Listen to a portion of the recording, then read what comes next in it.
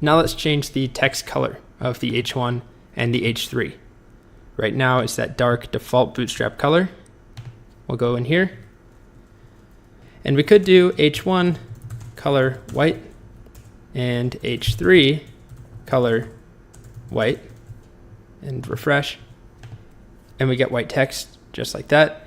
What we could also do though is combine these two because they're identical and do H1 comma H3, and that will make both of those white. Whenever we have a comma, it just selects different groups. So all H1s, all H3s, and it looks exactly the same. But we can even simplify this more and just assign everything in the body to be color white. And you might think that would be a problem. It might change our button, it might change our nav bar, but remember that those are more specific. We have classes from Bootstrap that are doing that. Versus these are just plain H1s and H3s. They don't have any classes or IDs, and they're easier to override with their own styles.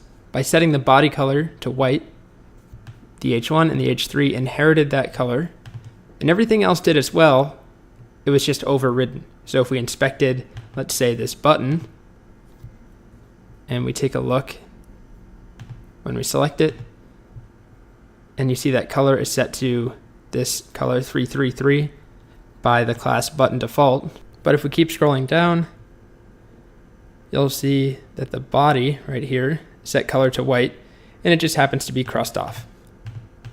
All right, so again, that sets both of them to be white. Now let's work on the font size. So our H1, we want it to be bolded, which it's currently not. So that needs to be bold. And I want it to be 5 EMs, which is 5 times bigger, remember, than the parent element. So we'll select H1 and we'll give it a font weight of 700, which is how we use the bold. Refresh. You can see it's bolded now. Let's also make it much larger. So font size 5 EM.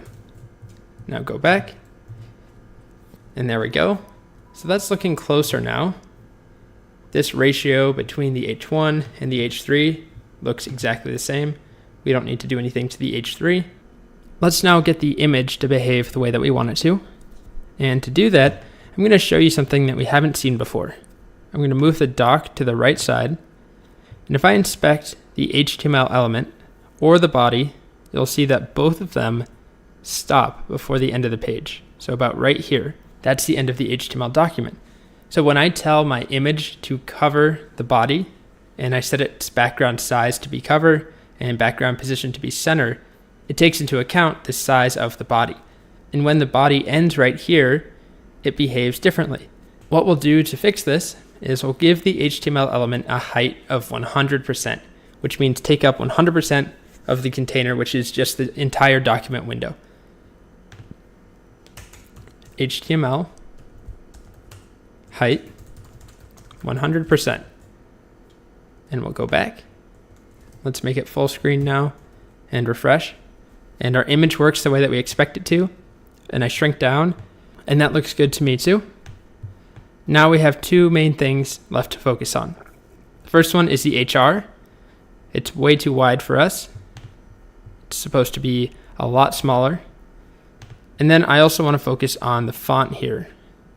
We'll start by getting the HR to work, and all we want to do is give it a width of 400 pixels.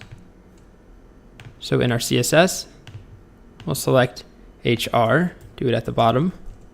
Width is 400 pixels. There we go.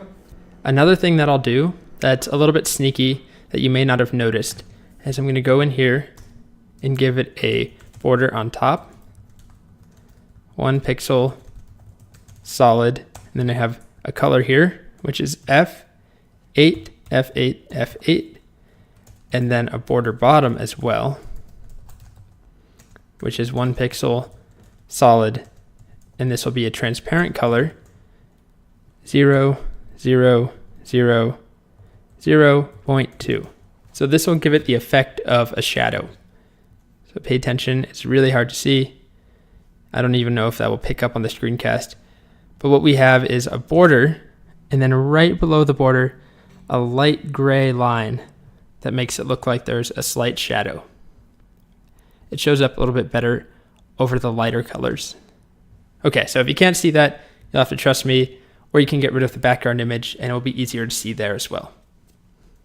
Next, let's focus on the icons, which I used Font Awesome for.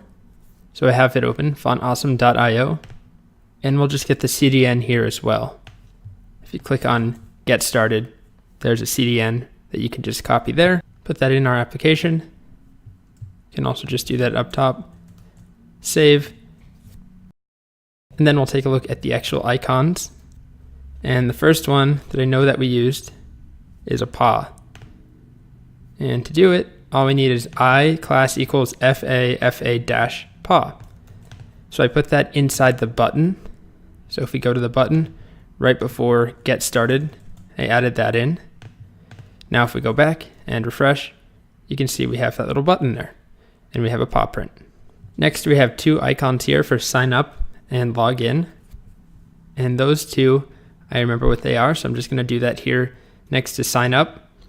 After we write sign up, we're going to add in another icon, except this time class is not fa paw, but fa-user-plus,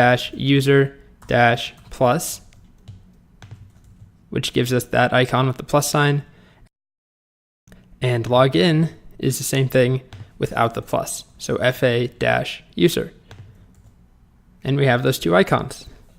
There's one other thing that I did that you may not have noticed, which is the text shadow. So there's a shadow around all of the text here. You can see it there, you can see it over here. It's around the H1 and the H3. And text shadow is something we can set with CSS, text-shadow. And there's kind of a lot of pieces to it. So you can see here, we're setting the offset X, the offset Y, so how far away from the words should the shadow go.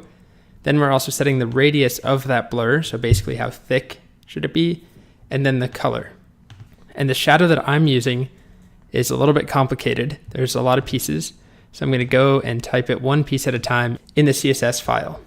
So inside of the content div, we'll add text-shadow, and then the first one we'll do 0 pixels, 4 pixels, 3 pixels, and I'll make it really obvious to start by making it red.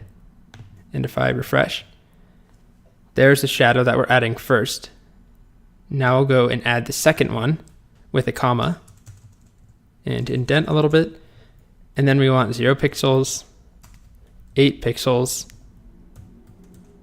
13 pixels, and then I'll do orange here. You can take a look at that one. You can see we have this more blurred one underneath that's bright orange. And then there's a third shadow, which is 0 pixels, which remember this first number is the X offset, and then the Y offset, 18 pixels, and then 23 pixels is the blur radius, and we'll make this one yellow. And you can see we have the bright red, tighter shadow, and then the orange one that's a little bit further away, and then the yellow one that is a lot more blurred and a lot wider. So we want to change those colors. We don't want to be working with that. So the colors are a little bit less exciting. The first one, RGBA 0000 0.4. The next one, very similar. Instead of 0.4, it's 0.1. And then one more, that's also 0.1. So using RGBA, we're just setting different shades of gray. And there we go. So much less exciting, but hopefully you can still see it here. It's a lot more subtle, but it just adds a little bit of depth to the page. Great, so that's all we needed to do. Let me go back and just wrap a few things up. The big point I want to make here is that we can use Bootstrap and rely on it, but we're not relying on all of its styles. So yes, we kept the navbar the same, although in the last video I showed you how you can change the navbar color, but we changed the fonts, we added background images, so we really just use Bootstrap as the underlying foundation, and then we add in all the styles on top. And it didn't take much, but I think we made something that looks relatively respectable with just a few lines of code. And let's be honest, half of all of that is from this one text shadow line right there. Awesome. So we made this site, looks relatively good. We're done with Bootstrap for now. We're then moving on to JavaScript in the next unit, which is really exciting. We will be moving away from creating sites and things that look nice for a little bit, just so that we can focus purely on JavaScript. But then we'll bring everything back together and make some beautiful sites that actually do things, that don't just look nice. So that's coming up soon. Hopefully you enjoyed Bootstrap, enjoyed this unit. And as always, I recommend that you download the code if you have any questions. It's in the description of this video. All right, I'll see you in the next unit.